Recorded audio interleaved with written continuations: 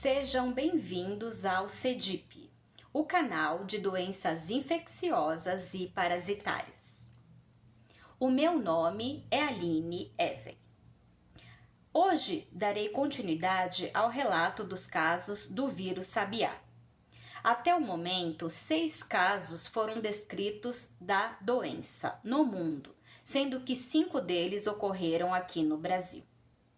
O vírus sabiá é um arenavírus que está enquadrado no grupo de doenças que ocasionam febres hemorrágicas virais. O primeiro caso ele foi descrito no ano de 1990, no Jardim Sabiá, em Cotia. Daí o nome dado ao vírus. Vírus Sabiá, Jardim Sabiá. Acometeu uma jovem de 25 anos, engenheira agrônoma. Ela trabalhava em um escritório, negou viagens recentes, tanto para outros estados quanto para outros países. Porém, ela falou que 10 dias antes do início dos sintomas, ela havia entrado na região da mata para pesquisa, para realizar seus estudos.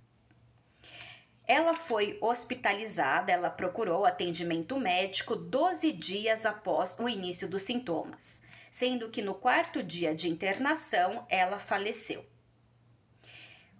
Como foi um caso considerado um caso estranho, com umas manifestações clínicas diferentes, a equipe médica resolveu encaminhar o corpo da jovem para necrópsia, assim como sangue e amostras de sangue foram coletadas para estudos. Essas amostras de sangue, elas foram encaminhadas para 4 centros de pesquisa. Evandro Chagas, Instituto Adolfo Lutz, aqui no Brasil, e para 2 centros de estudo dos Estados Unidos. O Centro de Pesquisas Médica de Doenças Infecciosas do Exército dos Estados Unidos, assim como o Centro de Pesquisa de Arboviroses de Yale. Como manifestações clínicas, a jovem apresentou cefaleia, que é a dor de cabeça, mialgia, astenia, que é a fraqueza, febre. Posteriormente surgiram manifestações neurológicas, tremores e dificuldade para deambular, para caminhar. E também apresentou manifestações hemorrágicas, sangramento vaginal, sangramento ocular, que foram petequias na conjuntiva, petequias conjuntivais, e também hematêmese, que é a presença de vômitos, de sangue nos vômitos. Ela apresentou também imunossupressão e acometimento hepático.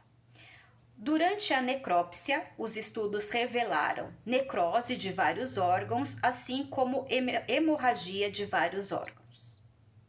O segundo caso ocorreu em 1992, 2 anos após o primeiro caso. Um técnico de laboratório do Pará sofreu um acidente biológico com as amostras dessa engenheira agrônoma. Ele apresentou, além dos sintomas da engenheira agrônoma, ele apresentou epigastralgia, que é dor na parte superior do estômago, assim como dor abdominal e diarreia. Ele recebeu tratamento com fluidos com reposição volêmica e não foi um caso fatal, sobreviveu. Essa pessoa tinha 39 anos de idade.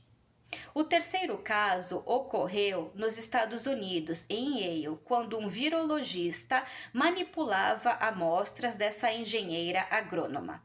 Cerca de 240 ml de amostra estavam sendo analisadas, e este pesquisador de 46 anos colocou este material para centrifugar.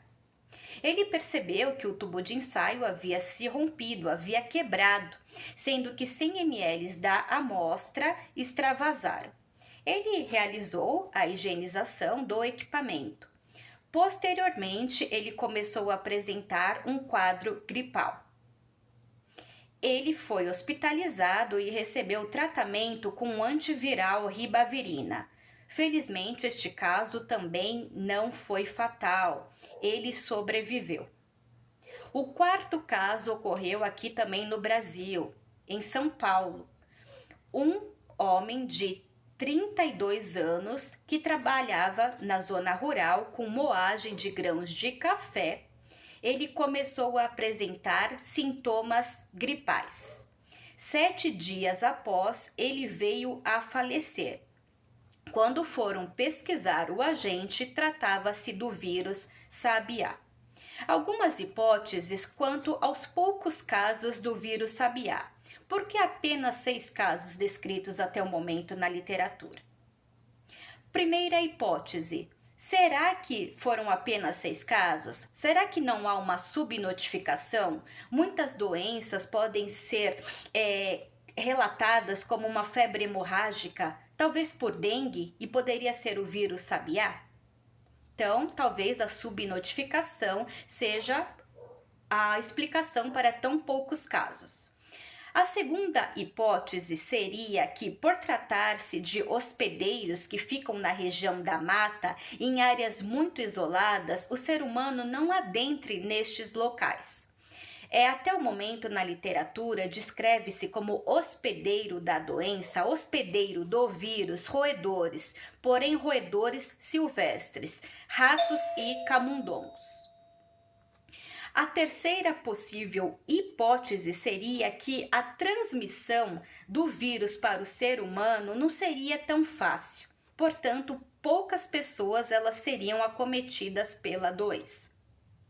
Então, o hospedeiro do vírus, como foi dito até o momento descrito na literatura, são roedores, ratos e camundongos, porém silvestres.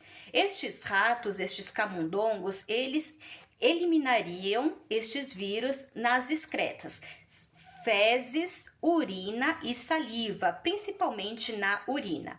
A transmissão ocorreria quando o ser humano, o indivíduo, inala partículas virais. Portanto, estes excrementos, principalmente ao se ressecarem, são carreados por corrente aérea e o indivíduo inala.